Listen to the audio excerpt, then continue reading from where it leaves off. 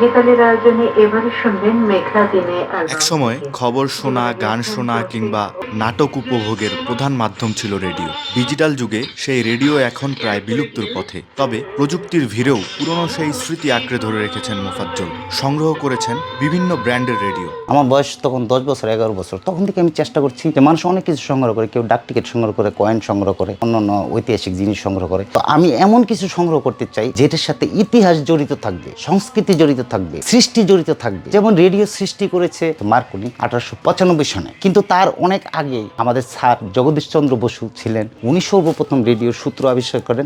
1985 থেকে রেডিও সংগ্রহ করা শুরু করেছি। আমি আসলে ইতিহাসের নীরব সাক্ষী কিছু জিনিস কালেকশন করেছি, সংগ্রহ করেছি। এগুলি মুক্তিযুদ্ধ সময়কালীন আমাদের শুধু এটা যন্ত্রই ছিল না, এটা ছিল ইতিহাসের নীরব সাক্ষী, এটা ছিল শক্ত অস্ত্র, এটা ছিল সত্যের অস্ত্র। বিভিন্ন জায়গা থেকে সংগ্রহ করা পুরনো, নষ্ট আর পরিত্যক্ত রেডিও নিজ হাতে মেরামত করে সংরক্ষণ করেছেন তিনি। খাবারের পছন্দ ভিন্ন হলেও মজার বেলায় সবাই এক।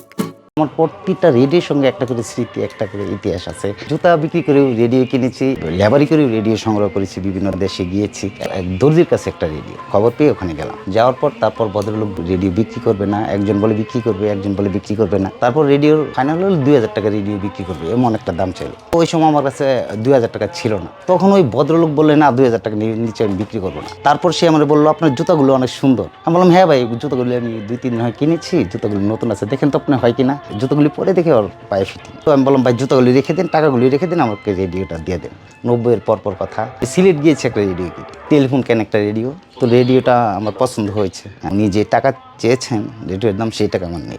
ওই সুরমা ব্রিজের উপরে অনেকটা ঢালু ছিল, সেখানে আমি ওই দেখি বাচ্চারা রিক্সা ঠেলে উপরে তুলে দিলে 2 টাকা একটা করে দেয়। তো সেখানে আমি বেশ কয়েকদিন কাজ করে টাকা সংগ্রহ করে সেই রেডিও নিয়ে তারপর আমি ঢাকা চলে এসেছি। মুক্তিযুদ্ধ চলাকালীন মুক্তিযুদ্ধের ব্যবহৃত রেডিও রয়েছে তার সংগ্রহশালায়। এটা মুক্তিযুদ্ধকালীন সময়ের রেডিও, এটা একজন বীর মুক্তিযোদ্ধার রেডিও, বীর মুক্তিযোদ্ধা আব্দুল ফারুকের রেডিও। এটা রেডিওটা আসলে একটা ম্যাজিক্যালি জিনিস। ছোটোবেলা থেকে এটা আমার খুব আগ্রহ ছিল, এটা কোত্থেকে বাজে, কিভাবে কথা বলে, এটার ভিতর কি ছোট ছোট মানুষ আছে কিনা। অনেক সময় আমি এটার ফাঁক ফুকুর দিয়ে দেখতে চেষ্টা করতাম, গানটা কোত্থেকে আসে, কীভাবে আসতো। তার কাছে রেডিও শুধু যন্ত্র নয়, এটা ইতিহাস, এটা আবেগ, এটা এক প্রজন্মের কণ্ঠস্বর। রেডিও শুধু একটা যন্ত্র মনে করি না, এটা ইতিহাসের একটা অংশ। ইতিহাস বিজড়িত রেডিওগুলি নিয়ে, যেগুলির সাথে আমাদের মুক্তিযুদ্ধের সাথে সম্পৃক্ত আছে, যেগুলি আমাদের ইতিহাসের সাথে সম্পৃক্ত আছে, যেগুলি আমাদের কালচার, আমাদের সৃষ্টির সাথে সম্পৃক্ত আছে, সেসব রেডিওগুলি নিয়ে ভবিষ্যৎ প্রজন্মের কাছে আমি পরিচয় করে দিতে চাই। কারণ ইতিহাস শুধু বইয়ের পাতায় বন্দি থাকলে ইতিহাস বেঁচে থাকবে না। জিয়াউল ইসলাম জিসান, নিউজ 24।